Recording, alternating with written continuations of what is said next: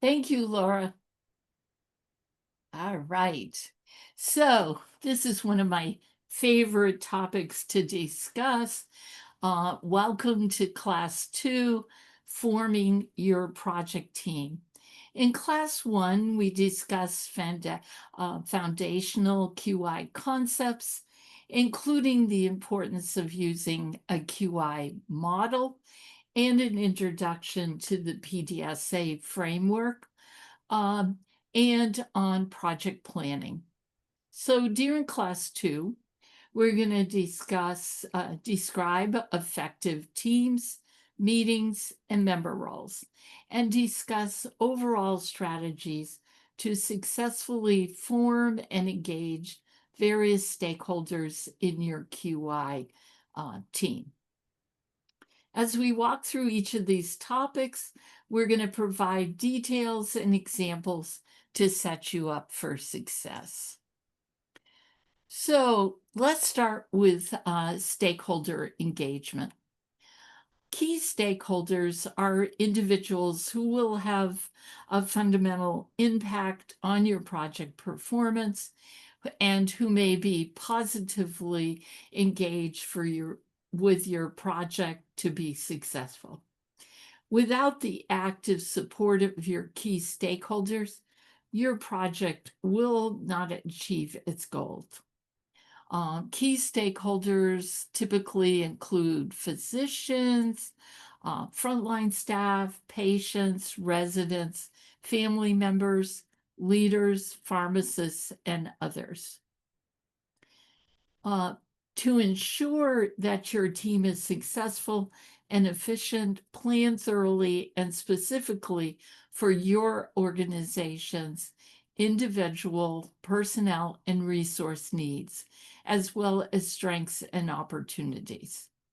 Finally, it's important to identify key stakeholders for all phases of your project. Core stakeholders will be involved in all phases, and others are going to be brought in at critical points. So it's important to remember that QI is a team sport. Therefore, it's critically important to get multiple perspectives and have the right people in the right roles to have a high performing team. You want to consider those that are closest to the process when selecting your quality improvement team members. Be sure to diversify the team with members from different backgrounds and views. To create a high performing team, you need to engage the right people early and often. Remember, if you leave someone out, you could derail your project if they're not kept in the loop. And when you talk about your executive sponsor, you need to keep them apprised of of the project, because so if you need to tap into them for support or approval, they're up to speed and can make the decision swiftly. But they do not need to attend every meeting. So, what makes an improvement team different? First, it has a single focus. Second, it's time limited. Improvement teams should not be permanent. Remember that efficient teams should not have a lot of meeting time, as actions and steps should be happening outside of meetings. A team member's assigned team role may be different than their regular role. Members are there representing others, not just themselves.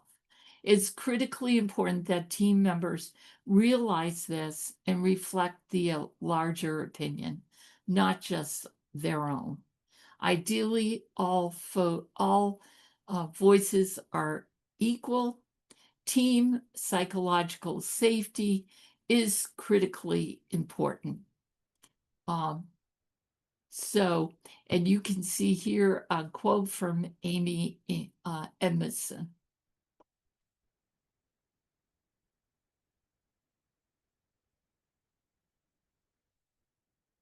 So, when assembling an improvement team, there are several things you need to determine first. We'll discuss some tools that you can utilize to help you organize these thoughts later. So, a role among the improvement team will include project facilitation and leadership. Part of this role will be helping to assemble, guide, and coach the improvement teams.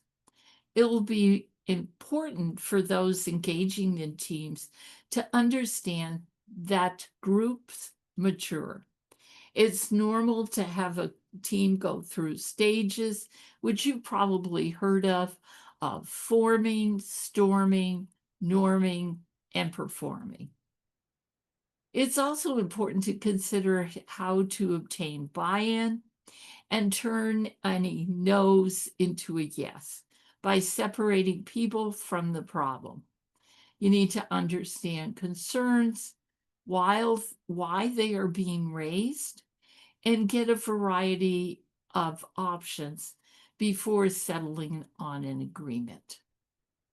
Also, it's critically important to consider what leadership engagement is needed and how they can ensure that there's accountability for the work. So, we're going to talk about project roles, and you can see some of them listed here. And we're going to talk about each one because they have their own skills and objectives. So, let's first talk about the project leader. The project leader needs operational authority to ensure success.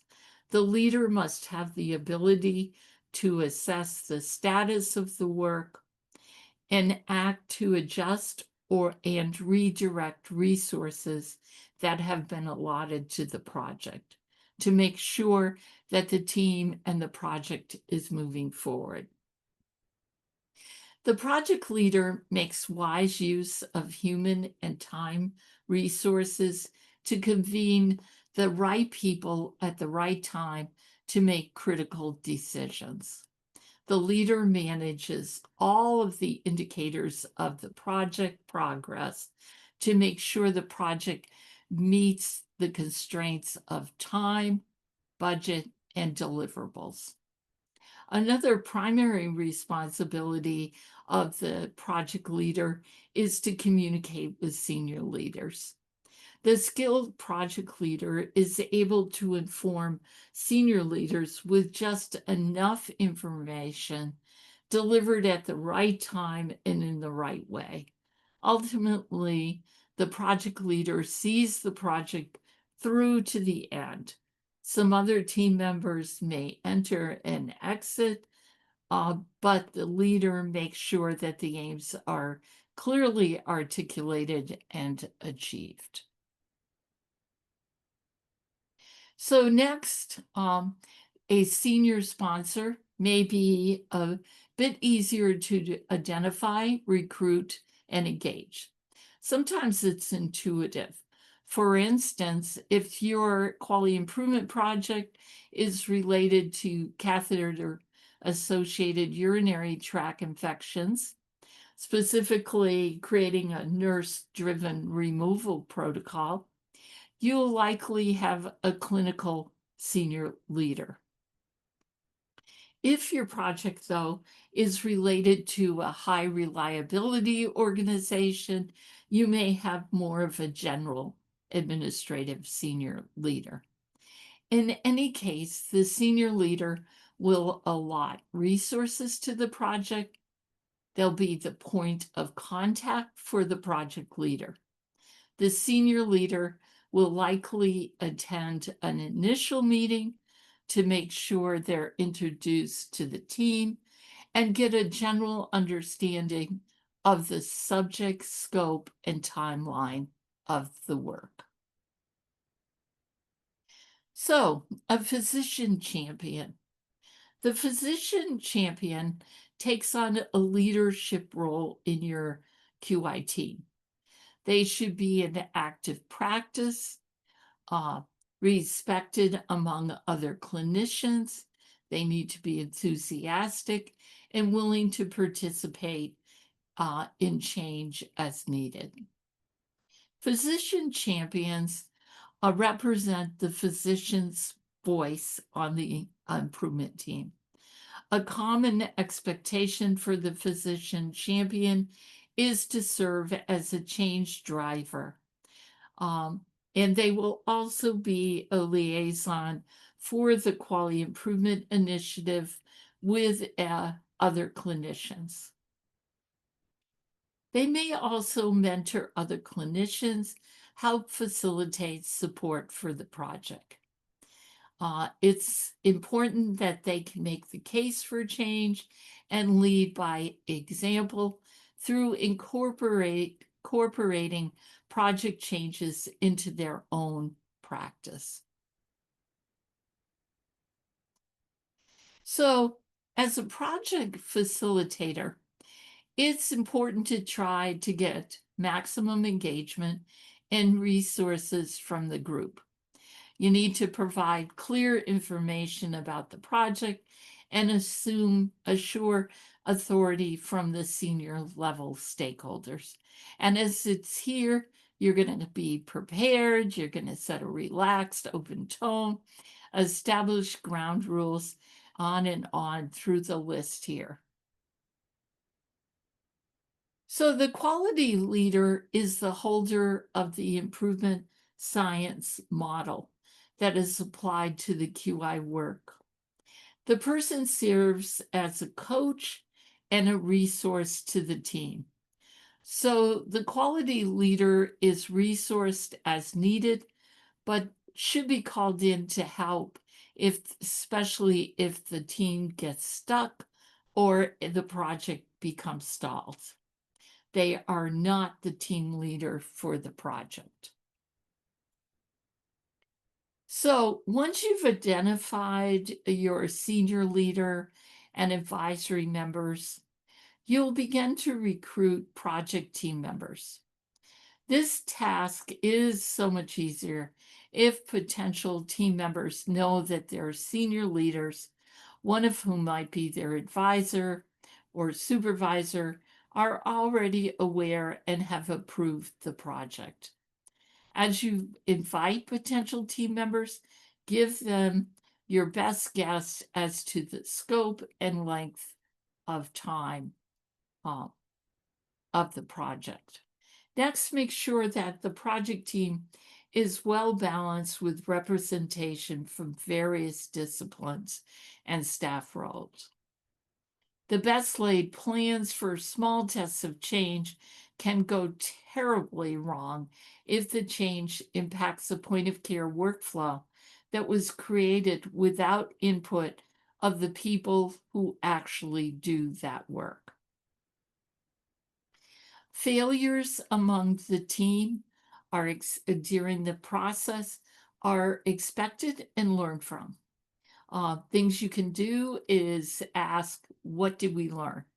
So people can your team members can give honest feedback, and it will set up for future work for success. So it's helpful to set expectations for your team, to understand how they can best contribute towards the team and be a good team member. You can see a listing here of some of those member roles. You can also include other items that you feel are best for your team, such as being problem solvers, supporting their teammates, being open-minded, and communicate by using active listening, relaying information clearly, and connecting with the team. Helping to set expectations will help your team to understand how to best engage and participate. There are other stakeholders that will be a key to the success of the quality improvement project. Not all of these are needed for every project, but you'll want to reference this list as you build any team for improvement work to make sure you have those right people at the table and have not left anyone out. Too many people involved in the project can create complications in communication and carrying out the actual small tests of change. Too few people can limit creativity and place unintended burden because you don't have enough hands to lighten the load and complete the small tests of change.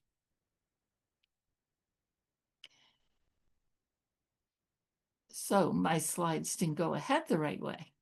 Here we go. Advisory level stakeholders are those that have some knowledge and insight into the topic of your improvement project. They can offer valuable advice on your proposed strategy.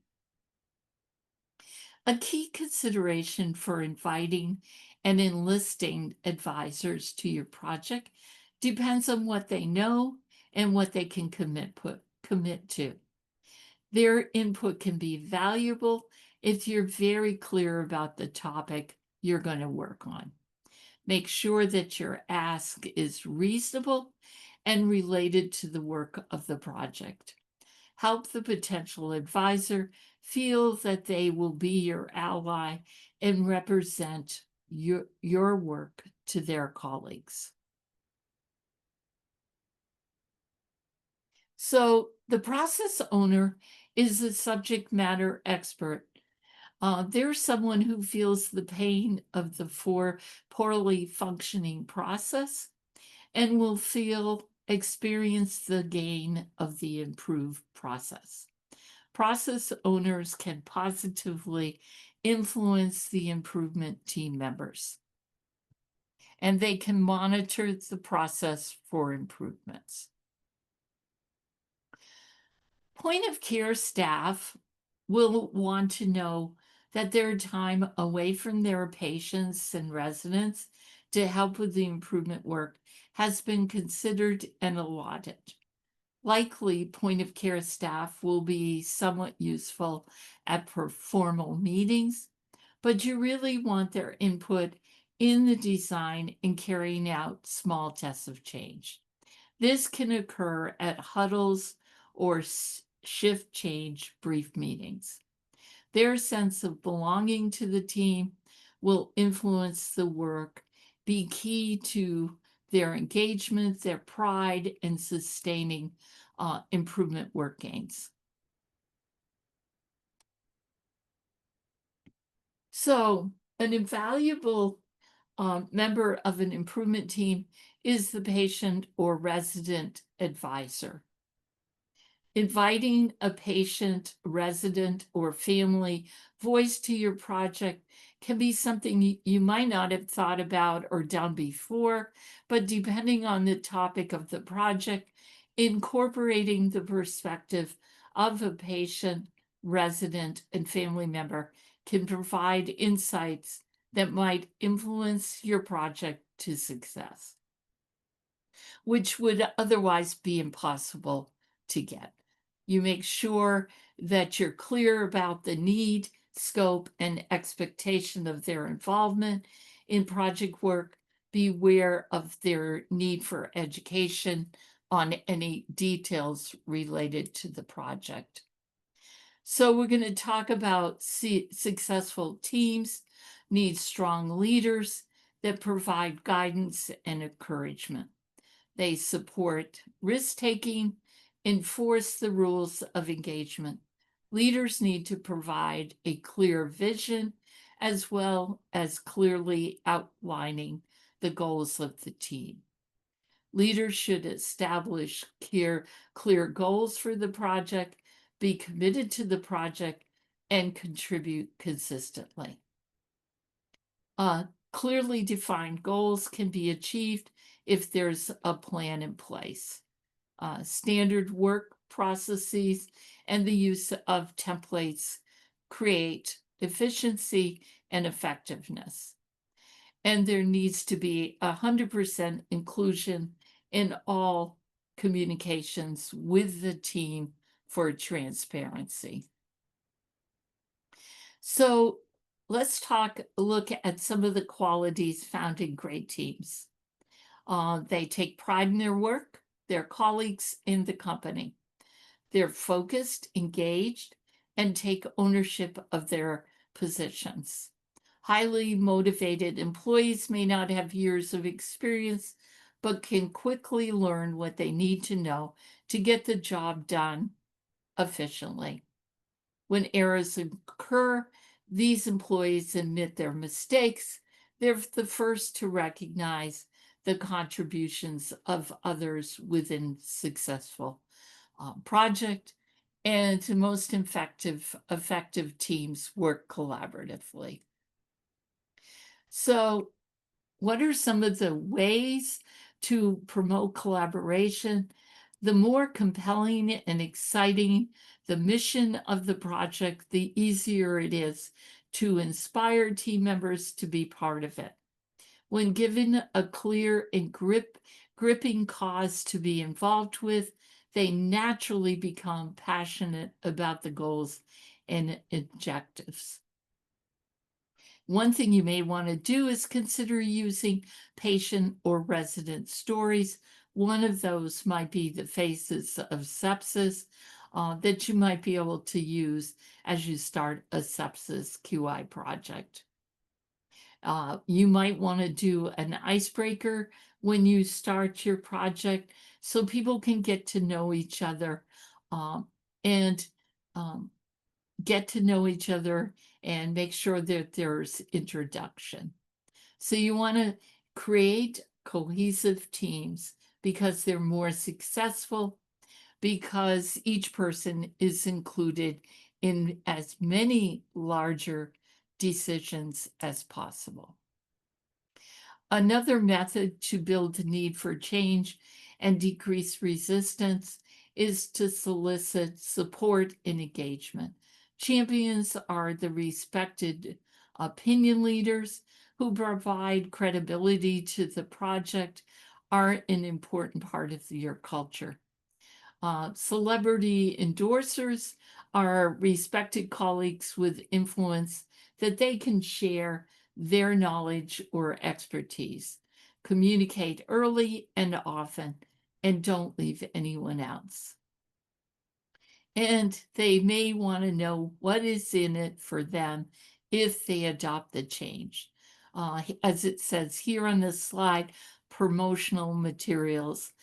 Here are some that you might use to make the change easier. At this point, I'm going to turn this over to my colleague, Carla Lisa. There you go, Carla Lisa. Thank you, Gloria. Can you hear me okay? Yes, Ken. Okay. So we're going to talk about further about a little bit about conflict management. And we've previously discussed how quality improvement is a team sport and it really benefits from multiple perspectives. So teams naturally go through forming themselves, storming, trying to create a working nexus, norming where they start to feel comfortable sharing ideas and creating their own kind of truths out of that team, and performing where they actually execute. And these are all stages of group dynamics. In the forming and storming stages, it's normal to have disagreements, conflict, and even power struggles. So it's a great opportunity to help navigate conflict. So you have to try to understand where the individual is coming from and determine ways to overcome barriers. And that's really part of nourishing the whole team concept and making it healthy. Additionally, there will be cases of covert conflict where a person hides their disagreement versus overt conflict, where a person openly shares their concerns. So overt conflict will naturally occur because there's differences in opinions and perspectives. Conflicts can easily be addressed through direct and indirect communication. Covert conflict isn't so easily addressed if the concerns aren't raised. Uh, you know, uh, Silent skeptics can often endanger the collaboration in a team. So it will be important to create an environment that welcomes diversity and allows people, again, Gloria alluded to before, psychological safety, where they feel comfortable speaking up, even if their opinion is diverse or different from the rest of the teams. Diversity really embraces differences and creates an environment to facilitate understanding and conflict resolution. Finally, we talked in the last module about the cave person, sometimes called a Debbie or Don Downer, which stands for the cave person is constantly against virtually everything. So these people are resistant to change. You've met them before. They're this, again, what I call the silent skeptics. And engaging someone creating difficulties when implementing a project can really help neutralize the negativity and turn them into an ally or a proselytizer. Research really shows that employees who exhibit negative mindsets and behaviors can have 4 to 7 times as much impact as those sharing positive intentions. There's influencers everywhere in the building, at the unit level, at the management level, at the executive level. When they speak, people listen, and what they have to say has a profound influence on how work is done. So it's really critically important to identify the cave people and those influencers and include them. With the right support, you can build their confidence and knowledge of the project. You can work to address concerns about implementation. You can get feedback. Feedback's so important on addressing and avoiding potential failures. The cave people are well known for their constant complaints. So imagine how much buy-in you would get if you can flip them and get them to start sharing their support for your project. Next slide, please. The slide we just passed is just a little one that talks about celebrating success. And I know you've had these types of efforts in your organizations, but when you reach milestones like achieving zero qualities for a year or any other facility acquired infection target goal, you want to celebrate. You want to get your executive sponsors engaged in this. And that will really help heighten the significance of the milestones that you reach. Your senior leaders and project leaders specifically can recognize milestones achieved by units, and senior leaders can and often do go out personally on units on multiple shifts and engage in the celebrations themselves, providing the materials or the items used for the celebration. And the staff appreciate these recognitions by senior leaders. So when you do that, you can even take pictures to advertise your success across the organization and have it called out in organizational reporting. Next slide, please. So here's some questions to think about. Do you have an idea of who you should ask to participate on the team? Who is the senior leader? And again, senior leaders very important in allocating resources for the team. Who's going to facilitate the meetings? There may be a team leader, but there may be somebody that's particularly adept at making things flow and making the work go forward. So it doesn't always have to be the team leader. It could even be something that rotates. And you might want to talk about why your colleagues may or may be comfortable in the meeting space and how is the best way to have a meeting. Next slide, please. So when we're talking about stakeholders, you're going to most benefit from some kind of a stakeholder template, and you want to develop that with the team. This includes all the participants on your team, their roles, whether they're a member, they're a resource, or they're an approver, and their contact information. Okay. So the communication plan stakeholder template can be downloaded for your use. And additionally, there's also going to be example project roles available for your consideration for the assignments in your project. So this is just a structure, and we'll get you a template that's available to you. Next slide, please. This is just an example of a stakeholder template. And in this example, we're working with staff on improving their donning and doffing practices to reduce transmission of facility-acquired infections. So we've identified critical roles for this project and the team members that are going to play those roles. Additionally, we've identified their particular designation in this particular setting, which is an approver, a member, or a resource. And we've listed their emails and phone numbers so you're able to contact them and teams able to share effectively. And this document should be provided to everyone that's on the team, and someone should be made in charge of updating this document when it's necessary and redistributing it or updating it for everyone. Okay, next slide, please. Thank you. Okay, so we're going to talk a little bit about team meeting roles. Now, a good team meeting has defined roles and consistent structure. And the more structure you provide, the more that you can harness the potential of the team and keep folks from losing focus or getting distracted. So everybody has a critical role. You have a leader, you're going to need a scribe, you're going to need the process owners, which Gloria mentioned are the SMEs, the subject matter experts, to attend all the meetings. Generally, the team leader sets the tone, introduces the meeting agenda, the discussion topics, and provides a point of contact that's consistent across the team meetings and between the team meetings. The scribe provides transparency and accountability through the meeting minutes and tracking the action items. It's very important to have them identified before the end of every meeting so that folks know where they're going and what they need to have done before the next meeting. The process owners provide situational awareness and perspective. The subject matter experts really focus the QI activities through best practices, experience, and knowledge. Assuming you have the correct team, you want to discuss and confirm the team availability and obtain further confirmation of commitment from all the regular attendees. Because if your team attendees are not present, you're not going to really be able to use the team time effectively. The aim here is really to leverage the diversity and expertise of the team, and hopefully they'll all ideally influence the different aspects of the process or the goal that you're trying to achieve. Next slide, please. Thanks, Gloria. During the meeting, reviewing housekeeping items such as restroom locations, vending machine locations, the signing roster is important. You want to make sure ground rules are established with the team's input and review them. Ground rules could include everything from restricting the use of electronic devices during the meeting to expectations around participation.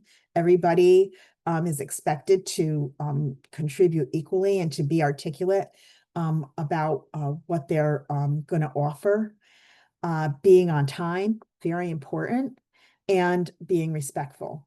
You want to assign roles, decide, are you going to have the same facilitator or leader across the meetings, or are you going to take turns? Who's going to take minutes? Who will keep the meeting on track?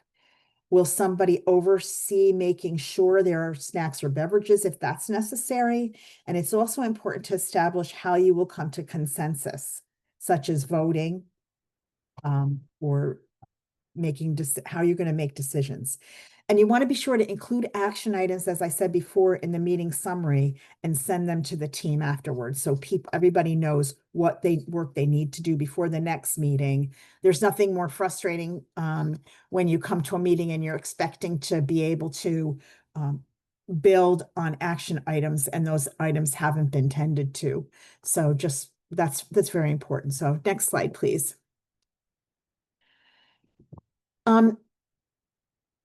Okay, I think during the meeting, what you really want to think about is looking at the housekeeping items. I think we talked about this. We'll go on and move to the next slide because we covered a lot of this in the what we talked about last, right? So we can move to the next slide.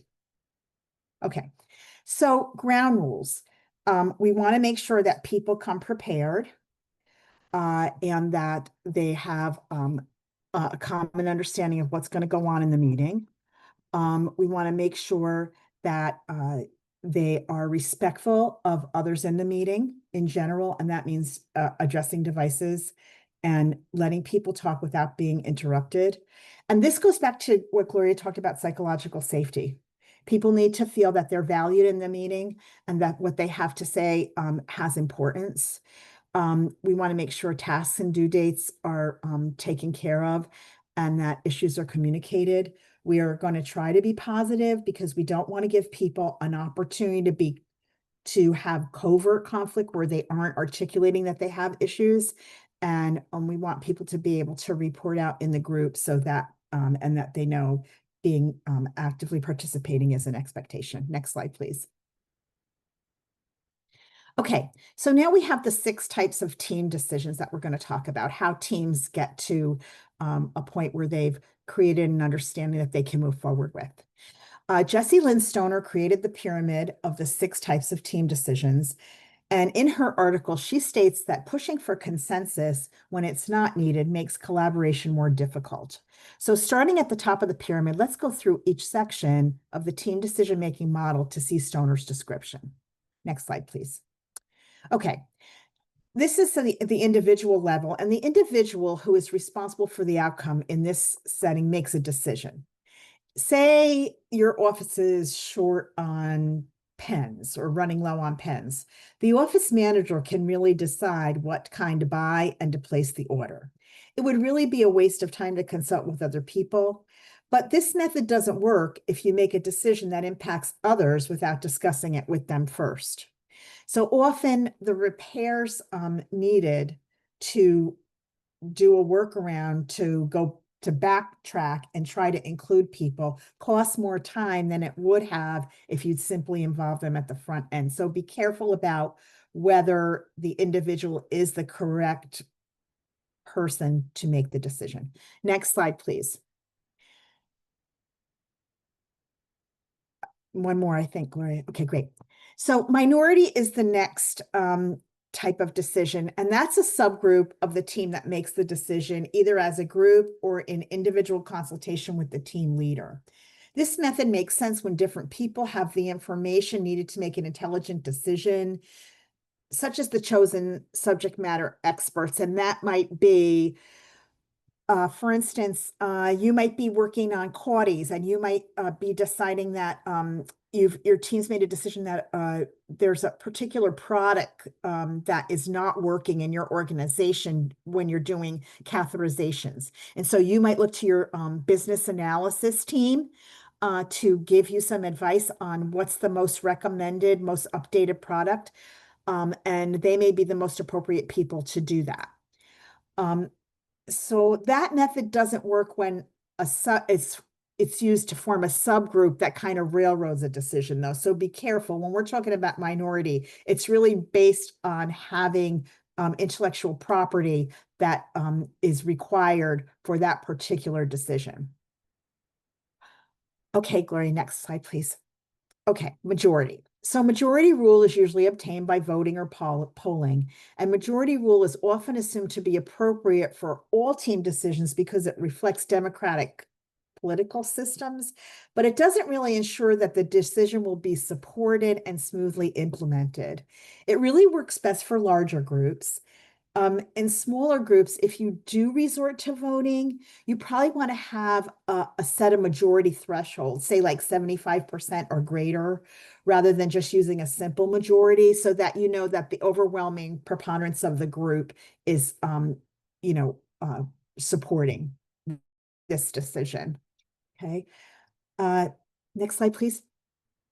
Then we have consensus, which it's really one of the most effective, but it's also the most time-consuming methods of team decision-making. Consensus is where every member can say, I think everybody has understood what I was trying to bring forward, what my point of view was. I understand the viewpoint that of the decision that we made, and I'm prepared to support it, even though it may not reflect what my original view was. So it's moving beyond your own opinion and what you provided, your perspective, and embracing what the group has decided and being positive and willing to move it forward. Consensus is really, it takes longer to achieve, but the implementation is faster because the decision is understood and supported by everyone. The only caveat here is silence does not mean agreement. So when we talked before about active participation, when you're looking for consensus, even if you have to go around the table, you want to make sure that there is agreement and that you have true consensus and you're not just getting lip service from people. It's because you may be moving forward inauthentically. So, okay, yeah, go ahead, Gloria. We can go to the next slide. Now, unanimous consent is where everyone truly agrees on the course of action. This is extremely unusual, and it's usually best for simple decisions that the group makes, like, are we going to go to lunch now? Or maybe I see smoke under the door, maybe we should get out of the building, something fast. So for really complex, important decisions, it's probably the least attainable, and consensus is usually enough. So really, that consensus level is the thing that we really like to see us reach for as the most efficient and effective. Now, we have one area that's not here on Stoner's pyramid, and that's called plop. And plop is really an ineffective method of decision making. That's why it's not on the pyramid. And that's why it's not in this diagram. So it's really a decision by a lack of decision. So someone suggests an idea and no one responds. It just kind of lays there. Nobody picks it up. Nobody answers to it. And the conversation just kind of moves on. So we call that the idea just plopped. Actually, a decision was made. The answer was no, but it wasn't ever acknowledged as a decision. And so the person who suggested it many times feels unacknowledged, and that may have an impact on their future participation and their willingness to share more ideas in the future.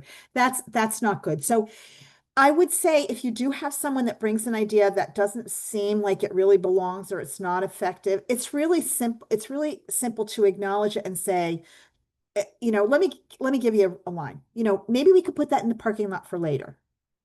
Or could we think about that and come back around later? Because I have to really absorb more about that. Okay, but don't try not to squander people's intellectual property because it's very valuable to them. And people almost, and I'm going to throw this out here. If you have people that have done things before, been involved in processes before, they have historical information. We haven't really talked to this as a role, but a historian in an organization can often knows about activities that have been done before and knows what has worked in the organization and hasn't. So they're very valuable.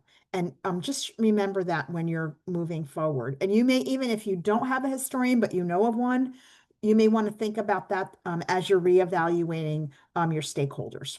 Okay, Gloria, go ahead. We can go to the next. Okay, general meeting information. So we've discussed several types of these items before, but ensure everyone is aware of the common rules. Develop a team charter with the information you collected. Ensure you have a way to keep the minutes. Know who's responsible for the follow-up. You can keep that as a column in your action planning. And create a safe space to hold one another accountable. And the second voluntary assignment is really about meetings. So next slide, please. Great. So when preparing for your first team meeting, because QI meetings can last less than an hour, and many teams opt for shorter focus meetings or huddles of 15 to 30 minutes. For the first time, it really makes sense to plan for success and get your basics and your infrastructure down. So once you've determined when your team can realistically meet and for how long, you may want to plan for the first few meetings being longer. And especially if you're designing the process. And then a good agenda going forward should clearly define the meeting roster and the structure, the QI goals and the metrics. the discussion topics, the resources, the action items, and the task statuses. And I really encourage you, even if you, if you're leading or you're creating the agenda, really think about spacing out your items on the agenda and allocating times to them as best you can, because then at least you can get a feel for timing and, kind of give the person or give that item, um, a boundary so that, you know how fast you have to move through the items on your agenda. Um, the other thing is, you want to be able to make sure that the agendas are provided in advance so that people can be prepared adequately and they can review materials. You want to make sure your AV and web conferencing is going to be a useful tool. And if making sure your scheduling is done for your virtual meetings, um, and make sure that you can implement it correctly. I know we've had to work on the last meeting. I had trouble getting into the Zoom, and so we opened up a little earlier today to check on me because I'm a little bit of a, I would call myself the opposite of a Zoom savant. Let's put it that way. Thank you, Gloria and Laura. And lastly, again, those ground rules, because you need consistent standards. You want to promote professionalism and focus. So you want to create hyper focus in these meetings and use the infrastructure of the meeting agenda and the team meeting minutes and planning to do that. And you want to give people time to be creative, but give them focus to make that creativity turn into action. Next slide, please. So this is a little example of a QI team meeting agenda. And the purpose for this agenda would be probably to, let's go to the next slide, Gloria. I think, could we do that? Yeah. So this slide is, the purpose of the meeting is to lower readmission rates due to falls. And in this example agenda, you can see the team's purpose is stated. The agenda items are very descriptive and clear. You can see that times are set up for when we'll roll from one item to the next. And there are tasks for delegation and deadlines. The expectations and team ground rules are clearly documented, and the discussion topics are focused and well-defined. So feel free to use this as to help create your template for your next meeting. Okay, next slide, please. Okay, after you've had the meeting, the debrief is really critical. And I don't know how many of you are familiar with Team Steps. Team Steps talks about these processes of briefing, huddles, and debriefing. Excuse me. And these are really critical pieces of teamwork. So after your initial meeting, you're going to assess and review the team members and roles. Did you get everybody in the right seat at the meeting? Is there people that are missing that should have been there and that you need to invite to the next one? You have to, so you want to look at the correct stakeholders and the resources that you have available, because you're going to have to let your sponsors know if you need something else. Once you've evaluated that, you're going to identify and prepare invitations for additional new team members, and you're going to make sure they get an orientation or a summary, because they don't want to walk in cold, right? And that you want them to get ramped up with what you've already accomplished. You're going to prepare an outline of the work and the resource requirements to share with your management and executive leads. You're going to complete minutes of the meeting with the outline assigned tasks, the responsible members, and the timeliness for completion. And then you're going to begin to build the agenda for the next meeting and incorporate the team feedback from this meeting. So that debrief is really important. Now, next, move to the next slide and we'll talk about tools. So when you're debriefing or engaging in reflection on what's going on, it's really an important part of the quality improvement process. There are various methods and tools to accomplish that. Team Steps has a debriefing checklist, and that's available here on this slide. Okay, another tool that you can use to help evaluate the quality of the team performance is the Plus Delta tool. The Plus Delta tool asks what went well and what should have been done differently.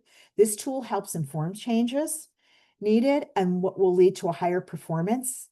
And for the next voluntary assignment, you want to walk through an example of the Plus Delta tool So next slide, please. Okay, so here's some questions. You want to look at a quality tool. The Plus Delta tool is a quality tool for individuals or teams to debrief quality improvement meetings and approaches. So basically what a Plus Delta tool does is it helps to identify changes needed to improve performance. First, the team reviews the current process and identifies the wins and the working processes and items the individual team wants to maintain or build on. Next, the deltas, or the opportunities for improvement or change, are discussed and listed. The delta should be very specific, tied to an action item that is realistic and can be observed. Look at some basic questions to discuss with the team when debriefing and performing your plus delta analysis. Next slide, please.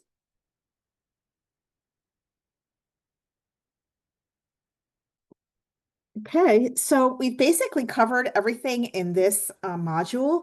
And we're hoping that you'll be able to discuss the types of stakeholders and how to engage QI teams, look at key teamwork and collaboration strategies, discuss effective QI teams and member roles, and use team meeting strategies and associated tools. So at this point, we have had Laura drop a few links into the chat. And you can pick them up there. We'll also have them available to you in our follow-up with the slides. And we want to really encourage you to think about for a minute or two what you might want to talk about in our support session on Thursday, because we'd love to give you what you need. And if anything, you've come across anything in this session that you want to talk about, or I don't know, even anything in the last session, please let us know and we will be glad to do that. If you can't think of it right now, you can shoot one of us an email or just drop it again in the chat. Thank you. Thank you, Carla Lisa. Apologies that the slides, the Zoom was going forward.